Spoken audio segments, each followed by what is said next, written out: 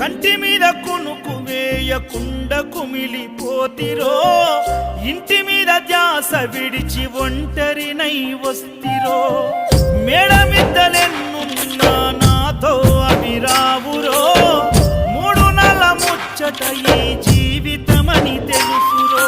నీవు తప్ప నాకింకా గొప్ప ఎవ్వరు, తప్పదెందుకయ్యా ఈ తిప్పలెందుకు.